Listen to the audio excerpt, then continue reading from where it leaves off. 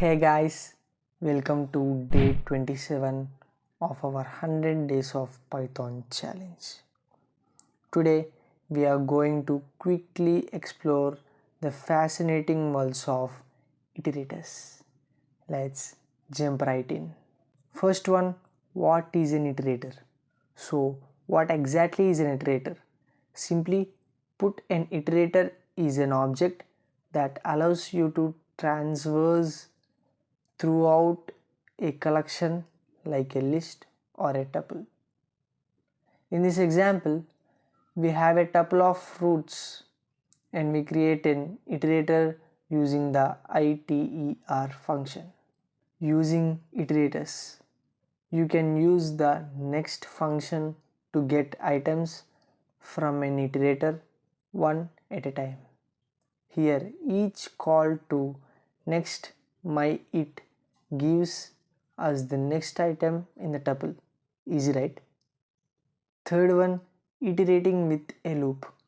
But there's an even simpler way. You can use a for loop to iterate through any iterable. In this case, the loop automatically handles the iteration for us, printing each fruit one by one. Create your own iterator. Want to create your own iterator? It's super easy.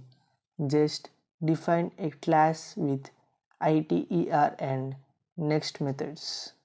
This class myNumbers will start counting from 1 and can be iterated over.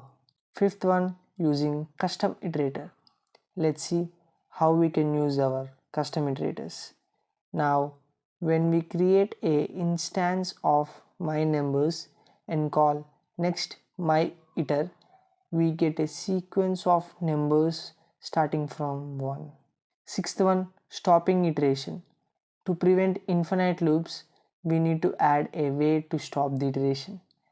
This is done by raising a stop iteration exception. In our next method, we can check if the count exceeds 20 and raise stop iteration to end the iteration gracefully.